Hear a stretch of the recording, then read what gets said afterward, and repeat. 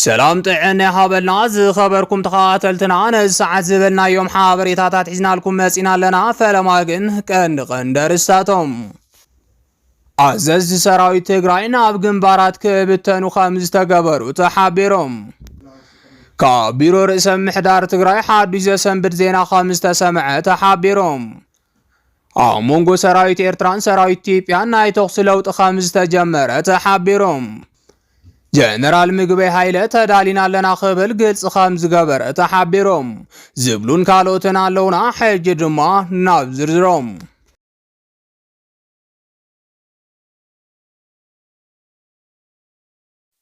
عزز سراويت تقرأي ناو قنبارات كبتنو خامز تقابر وتحابيرهم بمخنيات وعلي سلام بروتيريا دارقا دويلو زنبرت ارنافن سلطنان سراويت تقرأي لومي كان بحدش مجمارو زقل زينا وصيهم كان زفلت ودب حوحاتن منقس فيرالن قد محزيز تفرارمو وعلي سلام بروتيريا لومي آنفتو سحيتون تقرأي ناي سلحتاوز انتت مسارح خامز خونن بفلاين ودب حوحات دموازات في مخانون ينقرالهم كل نقر نابتقد مخوينات زنبرن خملس تبهايلو استفرم وعلي سلام بروتيريام لومينا ابي حمد راح زتقمو عنقصات توعلي تكبارو خوينم زترفو خالو دماخ غواتو خيلوم يوم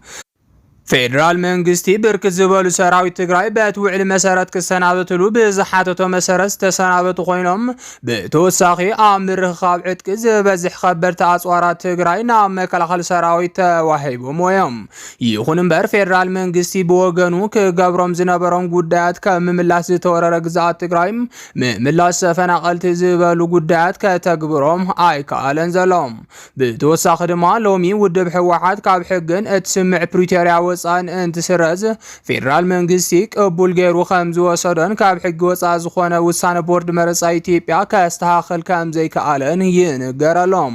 እዚ ሁሉ እንተገብር ድማ ካብ ዘይ ምፍላጥ ወይውን ካብ ሸለልትነት ዝተልዓለ ዘይኮነስ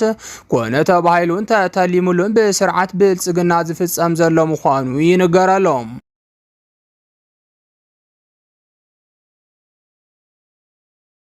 سلازي دما سرعات بلصقنا لو مغزي يغزا اللون بر وعلي سلام بريتوريا بملونت كتغبر دريت كان زيبلو زملاختي خبلو تنتنتي خغلزو صنيحهم علوم بتوساخون هلونا بلصقنا اب العلموت حوحاتن مبتان حزب تግራይን ዝተመስረተ ኢሎም ከም ዝኣምኑ ዝተነገረሎም ናይ ብልጽግና ሰባት ሎሚ ነዚ ከተግብሩ ለዓልን ታሕትን ይብሉሎም ብዝተፈላለየ መንገዲ ናይ ሰላም አማራጺ ጸንቂቁን ምጥቃም ጽዕር ዝነበረ ናይ ትግራይ حيل دمام لومي ببلصقنا تسفا قريصو تግራይን ምክልኻል ናብ ዘኽእል ጉልበት በምህናጽ አንፈቱ አዚሮሎም በመሰረዚ ድማ መብዛሕትኦም ስርሖም ለይቆም ዝነበሩ አዘዝ ሰራዊት ትግራይ ሎሚ ናብ ሕድሕድ ምድቦም ከም ዝተንቀሳቀሱ ካብ ትግራይ ሰማዕናዮ ሓበሬታ የመላኽት አዘዝ ሰራዊት ትግራይ ሰራዊቶም ከጠናኽሩ ኮራትን ክፍለ ሰራዊታትን ናብ ዝርከቡ ግንባራት ክኸዱን ተገይሮም ኣለው ምክንያቱ ድማ ነቲ ብስርዓት ብልጽግና ዝጋዋሕ ዘሎ ወረኹናትን ፍራحن تماطاني مدلاو كم زليو سلازي تامنليوم نسعيبو عزز سراويت تግራይ سراويتهم كطناخرو مسرعم كملون هلونا حزب تግራይ زرغاغص حيل كهانصون تاعزيزوم علوم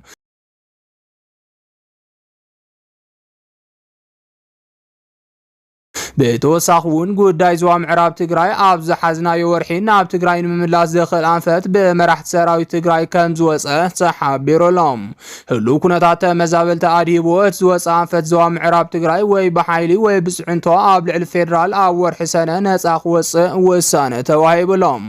ነስዒቡን ሎሚ ናብ በብግንባሩ ዝተዋፈሩ ኣዘዝ ሰራዊት ትግራይ ኣብ ቀረባ ዞዋ ምዕራብ ነፃ ከውፅኡን ነዝኸውን ምድላው ክገብሩን ተነጊርዎም ከም ዘሎ ዝረኸብ ናዮ ሓበሬታ ያረደም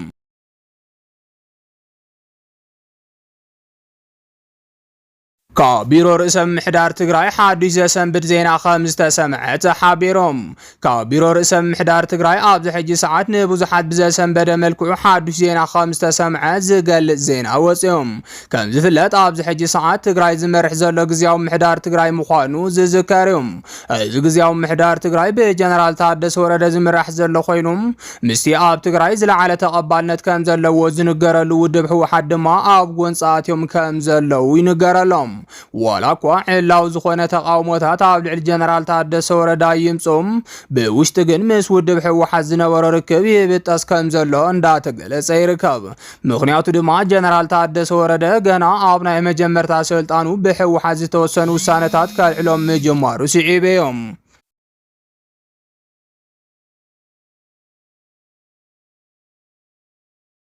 ብፍላይ ኣብ ወረዳ እንድርታን ራያን ዝተወሰኑ ናይ ሕወሓት ውሳነታት ብሰንኪ ጀነራል ታደሰ ወረደ ክልዓሉ ከም ዝተገበሩ ይፍለጥ። ብፍላይ ኣብ ወረዳ እንድርታ ዝተሓደጉ ማህተማት ክምለሱ ብምግባር ዝነበረ ብሕወሓት ዝተሸመ ምሕደራ ክወርድ ብምግባር በቲ ቅድሚ ሕዚ ጌታቸው ረዳ ዝሸሞም ኣብ ማሕደርቲ ክትክኡ ገይርዎም ኣሎም። ንስዒቡ ድማ ኣብ መንጎ ሕወሓትን ወዲ ወረደን ዝነበረ ርክብ ዳርጋና ምቁራፅ በፂሑ ከም ዘሎ ክግለጽ ጸኒሖም። ካብዚ ዝተለዓሉ ተንተንቲ ፖለቲካ ትግራይ ከም ዝሕብርዎም ጀነራል ታደሰ ወረደ ምስ ሕወሓት ምባእሱ ዝቕጽለሉ እንተኾይኑ ዕጫ ፕሬዝዳንት ነበር ትግራይ ኣቶ ጌታቸው ረዳ ክበጽሖ ከም ዝኽእል ይገልጹ ኣለዉ። ምክንያቱ ድማ ዝበዝሐ ኣመራርሓ ሰራዊትን ፖለቲካ ኣመራርሓን ትግራይ ኣብ ጎኒ ሕወሓት ምዃኖም ስዒቦም ጀነራል ታደሰ ወረደ መሓውር ዘይብሉን ዓቕሚ ዘይብሉን መራሒ ኮይኑ ክተርፍ ወይ ድማ ጠቕሊሉ እቲ ስልጣን ንኽለቅቕ ዘኽእሎ መሓውር ክለኣኸሉ ምዃኑ እንዳተገለጸ ይርከብ። ሎሚ ድማ ንጀነራል ታደሰ ወረደ ምስ ሕወሓት ከጠማምቶ ዝኽእል ካሊእ ሓድሽ ዜና ካብ ትግራይ ተሰሚዑሎም።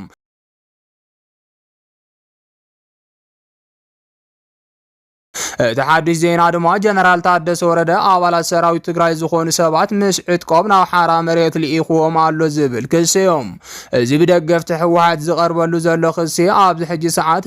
ንጀነራል ታደሰ ወረደ ዘጥቅዕ ምዃኑ ብስፍሓት እንዳተቃልሐሉ ይርከብ። ብርክት ዝበሉ ናይ ሕወሓት ደገፍቲ ዝኾኑ ጸሓፍቲ ከም ዝሕብርዎም ኣብዚ ሕጂ ሰዓት ካብ ቤተ መንግስቲ ርእሰ ምሕዳር ትግራይ ናብ ሓራ መሬት ዝኸዱ ዕጡቋት ከም ዘለው ሓቢሮም ኣለዉ።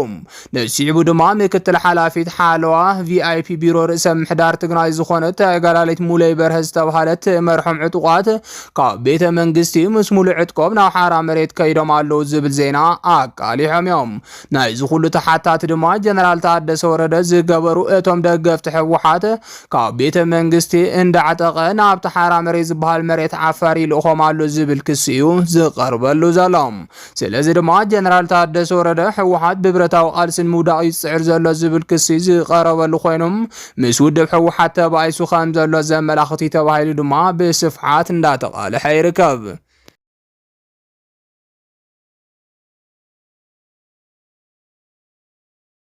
ኣብ መንጎ ሰራዊት ኤርትራን ሰራዊት ኢትዮጵያን ናይ ተኩሲ ለውጢ ከም ዝተጀመረ ተሓቢሮም። ብኣብይ ኣሕመድ ዝምራሕ ስርዓት ብልጽግና ዘለዎ ናይ ሓይሊ ኣየርን ድሮንን ተኣሚኑ ኣብ ልዕሊ ኤርትራ ኩናት ይውልዕ ከም ዘሎ እንዳተገለጸ ጸኒሖም። መጀመርያ ዝነበረ ድሌት ኣብይ ኣሕመድን ብልጽግና ኦሮሞን ሙሉእ ደንከል ተቋፂርካ ዓሌት ዓፋር ኤርትራ ምስ ዓሌት ዓፋር ኢትዮጵያ ሓዊስካ ምምሕዳር ዝብል ከም ዝነበረ ይፍለጥ። ንስዒቡ ድማ ብኣገዛዝ ኣይወደግ ንኤርትራ ዝተዋሃበ ወደብ ዓሰብ ናብ ኢትዮጵያ ብምምላስ ኢትዮጵያ ካብ ወደብ ኣልባ ናብ ወናኒት ወደብ ክትከውን ብምግባር ኣብይ ኣሕመድ ወደብ ዝመለሰ እናተባሃለ ንጉሰ ነገስት ኢትዮጵያ ኮይኑ ንብዙሕ ዓመታት ኣብ ስልጣን ንኽነብር ዝዓለመ ከም ዝኾነ ተፈሊጦም። ይኹን እምበር ሕጂ ካብ ፍልፍላት 4 ኪሎ ዝተረኸበ ሚስጥራዊ ሓበሬታ ከም ዝገልጾ ግን ሕጂ ዘሎ ድሌት ኣብይ ኣሕመድን መሻርክቱን ደንከል ተቋፂርካ ወደብ ምውናን ጥራሕ እንተይኮነስ ኣብ ኤርትራ ናይ ስርዓት ለውጢ ንምምጻእ ዝዓለመ ከም ዝኾነ ተገሊጾም።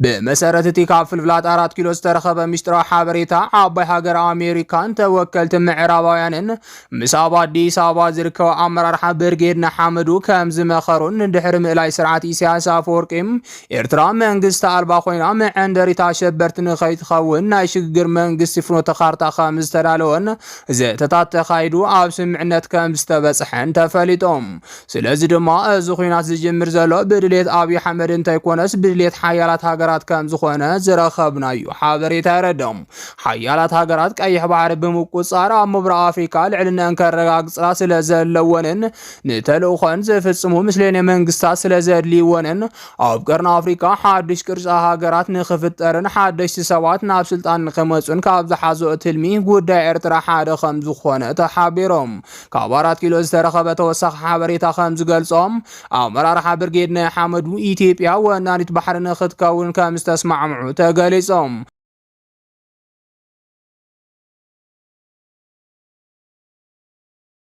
ንልዕሊ 30 ዓመታት ተቃሊሶም ለውጥ ከምፁ ዘይከኣሉ ኣመራርሓ ብርጌድ ንሓመዱም ዘለዎም መማረፂ ሰራዊት ኢትዮጵያን ድጋፍ ሓያላት ሃገራትን ተጠቂሞም ስልጣን ኤርትራ ንኽቋፀሩም ወደብ ዓሰብ ንኢትዮጵያ ኣሕሊፎም ክህቡ ግዴታ ከም ዝኾኖም እንድሕሪ ብዙሕ ድርድር እቲ ዘለዎም መማረፂ ንሱ ጥራሕ ስለ ዝኾነ ከም ዝተቐበልዎን ዝረኸብናዮ ሓበሬታ የረድም። እዚ ከምዚ ኢሉ እናሃለወ ህዝቢ ኤርትራ እዚ ጉድ እንትሰምዕ ኣብ ልዕሊ ብርጌድ ንሓመዱ ክዕምፅ ከም ዝኽእል ትፅቢት ዝግበረሉ ጉዳይ እኳ እንተኾነ ስርዓት ኢሳያስ ኣፈወርቂ ኣልዮም ስልጣን ምስ ሓዙ ህዝቢ ዓሚፅ ዝፈጥሮ ለውጢ ኣይህሉን ብዝብል ከም ዝኾነ ተፈሊጦም። ስለዚ ድማ ብውልቀ መላኺ ኢሳያስ ኣፈወርቂ ዝምራሕ ስርዓት ህግደፍ ጎብለል ቀርኒ ኣፍሪካ ንምዃን ኣብ ውሽጢ ጉዳይ ሃገራት እናኣተወን ን30 ዓመታት ሓዊ ከቀጻጽል እንተጸንሐ እኳም ሕጂ ኣጋጢምዎ ዘሎ ከቢድ ሓደጋ ግን ከምክቶ ከም ዘይኽእል ወተሃደራዊ ሊቃውንቲ እንዳገለጹ ይርከቦም። እዚ ከምዚ ኢሉ እናሃለወ ሕጂ ዝተረኸበ ትኩስ ሓበሬታ ኣብ መንጎ ሰራዊት ኤርትራን ሰራዊት ኢትዮጵያን መጠነኛ ናይ ተኩሲ ልውውጥ ከም ዝተኻየደ ተገሊጾም። እቲ ናይ ተኩሲ ልውውጥ ዝተኻየደ ብግንባር ቡሬ እንትኸውን ድሕሪ ኣሳት 1 ሰዓት ጠጠው ከም ዝበለ ዝረኸብናዮ ሓበሬታ የረድም። ክሳብ ዛ ሰዓት እዚኣ ድማ ዝርዝር ዝበፅሐ ጉድኣት ብዝምልከት ሓበሬታ ከም ዘይወፀ ፍልፍላትና ጸብጺቦም።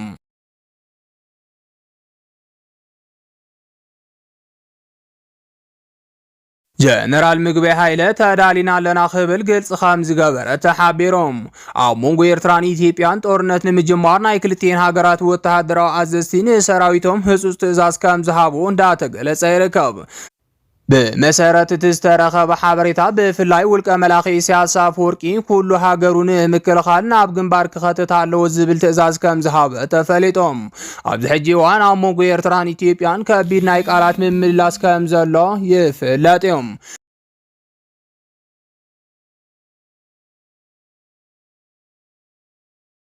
والكملاخ ኢሳያስ አፈወርቂ ሰራዊት ኢትዮጵያ ብቕዓት ዘይብሉ ሰራዊት ኢሉ በተደጋጋሚ ክገልጽ እንተጸንሐኳም ሕጂ ግን ሙሉእ ንሙሉእ ክጠፍኣሉ ዝኽእል ዕድል ሰፊሕ ስለ ዝኾነ ኣብ ከቢድ ራዕዲ ከም ዝርከብ ዝረኸብናዮ ሓበሬታ የረድም። ካብ ፍልፍላትና ዝተረኸበ ሓበሬታ ከም ዝሕብሮም ብውልቀ መላኺ ኢሳያስ አፈወርቂ ዝተጣየሸ ጉጅለ ምስ መራሕቲ ሕወሓት እናተራኸበ ሰራዊት ትግራይ ኣብ ጎኒ ኤርትራ ንኽስለፍ ይሰርሕ ከም ዘሎ ተፈሊጦም። ስለዚህ ድማ ሻዕብያ ካብ ሰራዊት ትግራይ ድጋፍ እንተዘይረኺቡ ክጠፍኣሉ ዝኽእል ዕድል ዓብዪ ከም ዝኾነ ተገሊጾም። ብውልቀ መላኺ ኢሳያስ አፈወርቂ እትምራሕ ኤርትራ በቲ ሓደ ወገን ብኣብዪ ኣሕመድ በቲ ካሊእ ወገን ድማ ብዓማጺ ጀነራል ሓምዳን ዳጋሎም ዝምራሕ ሰራዊት ሱዳን ኣብ ልዕሊ ኤርትራ ወተሃደራዊ ስጉምቲ ንምውሳድ ምድላዋቶም ከም ዝወድኡ እንዳተገለጸ ይርከብ።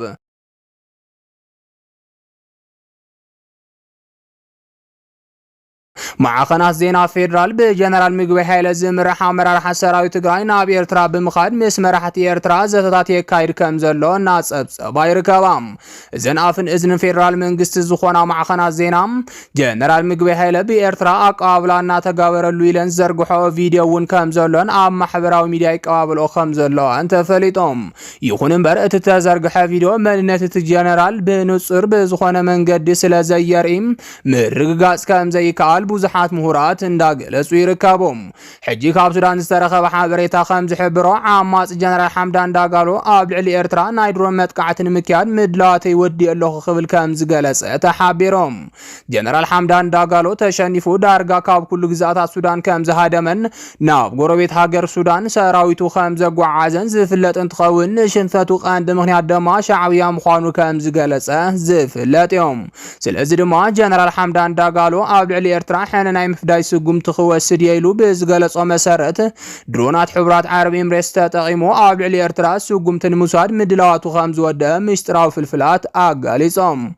ይኹን እምበር ሻዕብያ በይኑ ከም ዘይኮነን ሰራዊት ትግራይ ኣብ ጎኑ ከም ዝተሰለፈን ፍልፍላት እንዳሓበሩ ይርከቡም። ጀነራል ምግበይ ሃይለ እውን እንተኾነ ከም ህዝቢ ኸይንጠፍ ሰራዊትና ሙሉእ ምድላው ክገብር ኣለዎ ክብል መደረ ከም ዘስምዐ ዝረኸብናዮ ሓበሬታ የረድም። ዝኸበርኩም ተኸታተልትና ነዚ ሰዓት ዝበልናዮም ሓበሬታታት ነዚኦም ይመስሉ ነይሮም። ንምክትታልኩም ካብ ልብና መስግን